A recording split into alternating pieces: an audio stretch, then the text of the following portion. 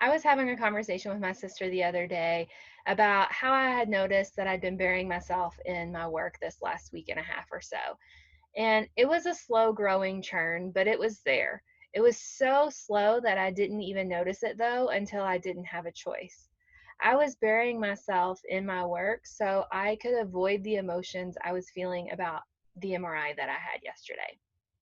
So I was talking with my sister about this and I said, well, at least I'm not binge eating or drinking or a couch potato or over exercising to compensate for my emotions.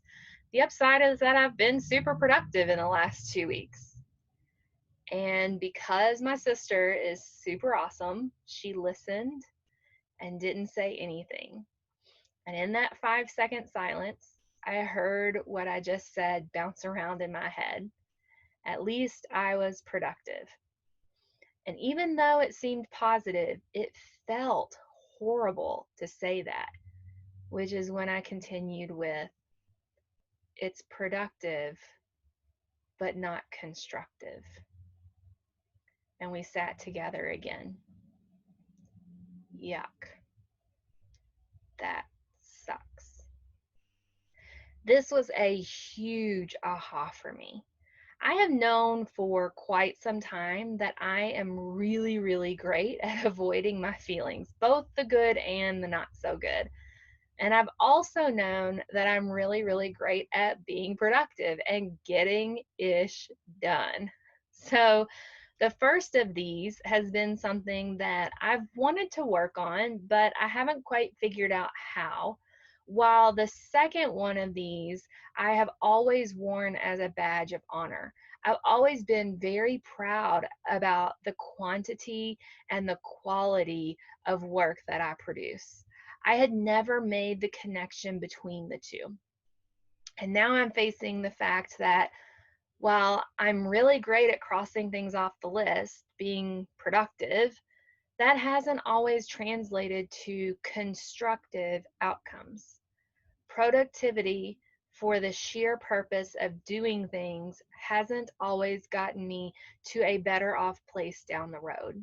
Now, I'm not saying that there's always a correlation here, but what I am saying is that those of us who are self proclaimed workaholics or working pigs, as my dad likes to call us, myself included, we need to examine what's behind that productivity. Is it constructing an outcome that is healthy, beneficial, and in service to us? For me, the last 2 weeks most certainly have not been constructive. Yes, my space is super clean. I almost doubled the length of my book in that time.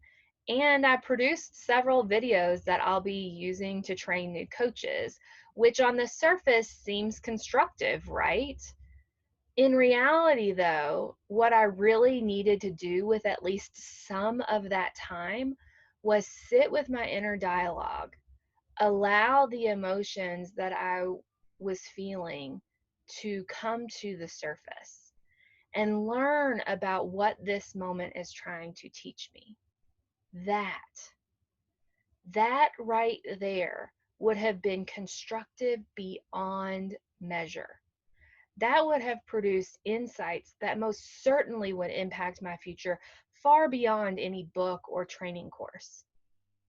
Now, the last thing I want to make note of in this is that these are not mutually exclusive ideas. You can be productive and constructive. You can be productive without being constructive. You can be constructive without being productive. The key is recognizing when you need each and to what degree. So, my question for you is this: where are you being productive in your life? And where are you being constructive? What aspects of your life need more of each? Which areas need less of each? You all have an amazing weekend.